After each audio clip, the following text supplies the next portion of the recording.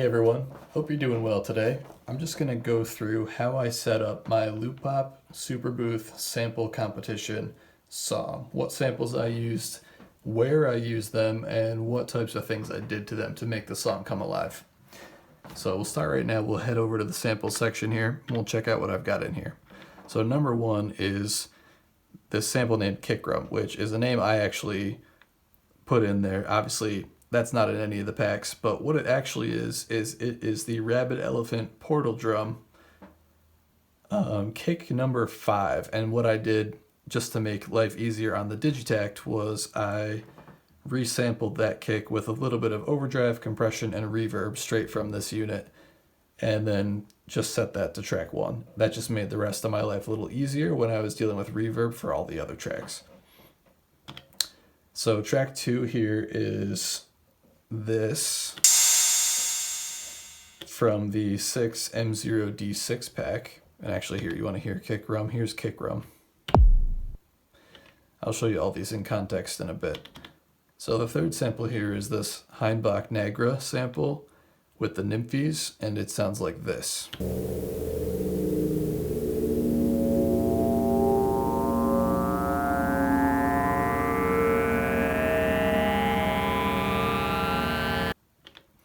So then we've got a bunch of Perkons samples here.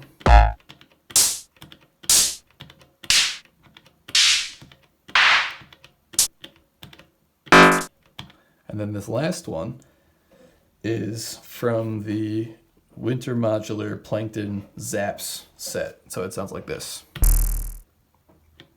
So how did I use all these? All right, so on track 1 here, here's what I've got for the kick rumble.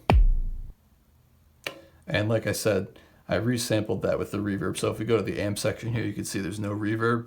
And then what I did was I actually parameter locked reverb and delay off, as well as,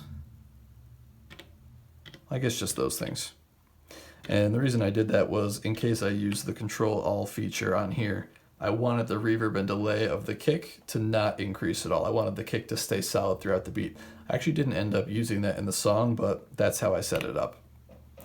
So track 2 here is this sample, and that is just one of the Perkons samples. That's actually my lead sound. So what I did for this was, I believe there's a slight bit of tune on there. Yep, a little bit of tune, just because it was slightly out of tune with the kick. And then we've got some pretty heavy filter envelope on here, as well as pretty heavy filter cutoff. And so that's actually being modulated a little bit by an LFO. And then throughout the song, what I'll do is I'll turn up the filter envelope, and then the envelope starts to modulate it. So you can hear that a little bit here.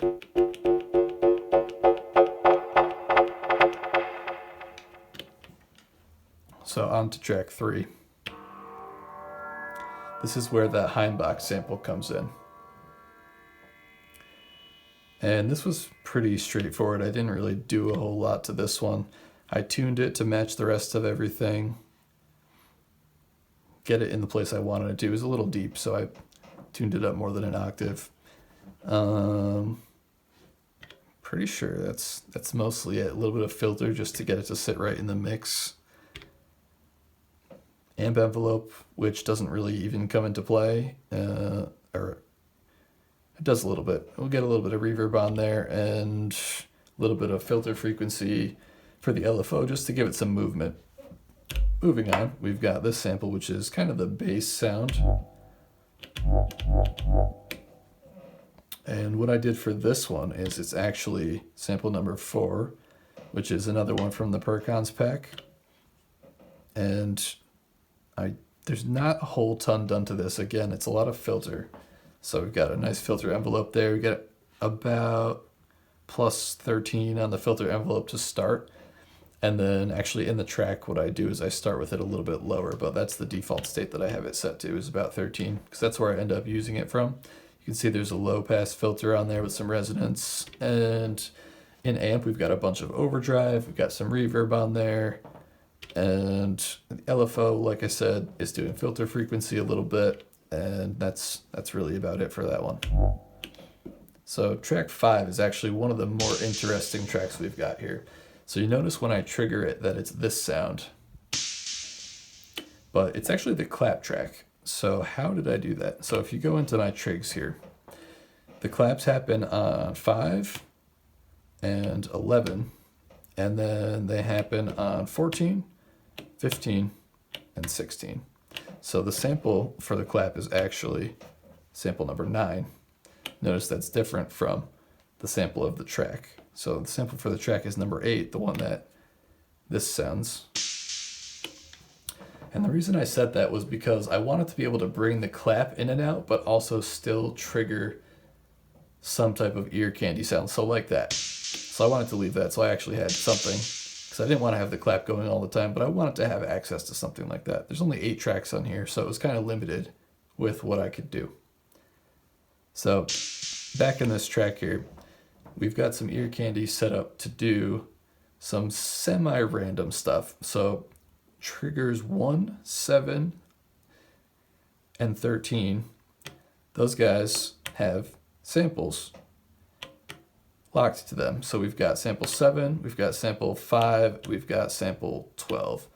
So we can check those out real quick. Here's what they sound like. So we got 5, 7, and 12.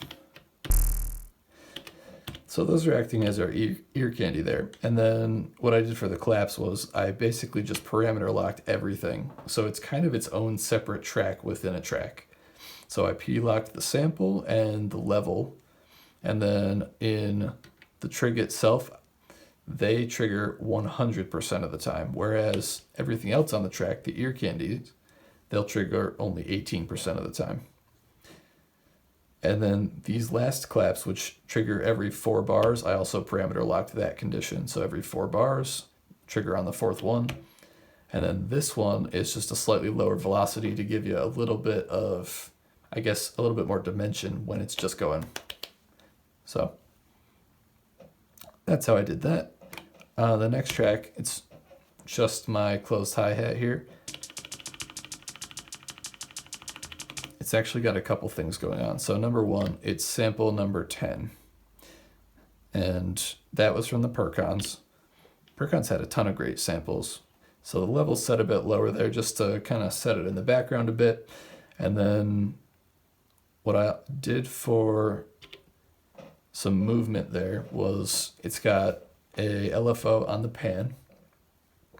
And there's also an LFO doing a random modulation on the decay for the amp envelope. So here's what the amp envelope looks like. It's got a pretty short decay to start, and then also some reverb on there. But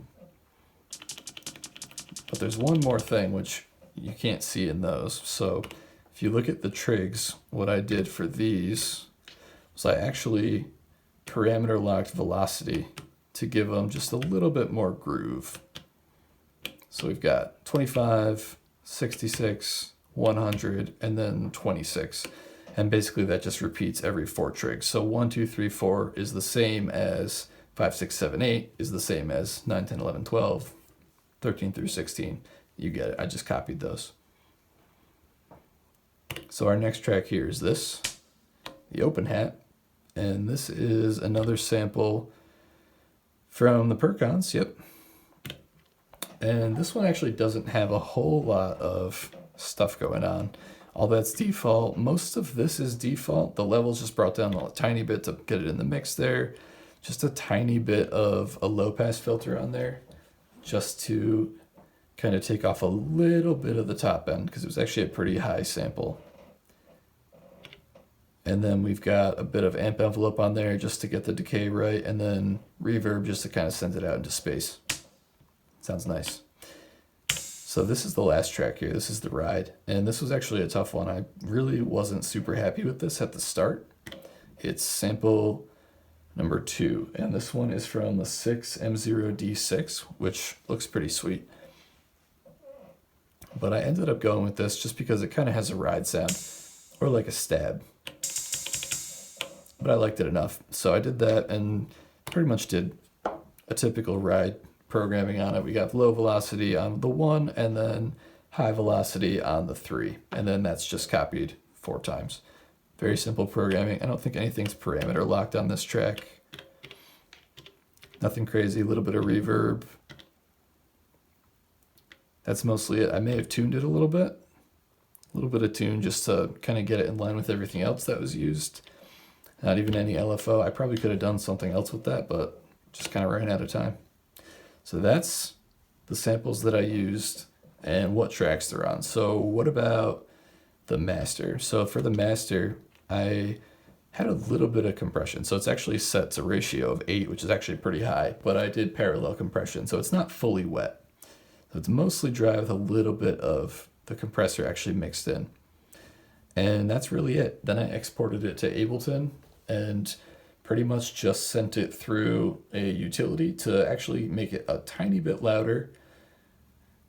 Then I threw some EQ, a glue compressor, and a limiter, and that was it. Then I just cut it in with the video, and that's what you see on YouTube. So that's pretty much it. Thanks for listening. Have a good one, everyone.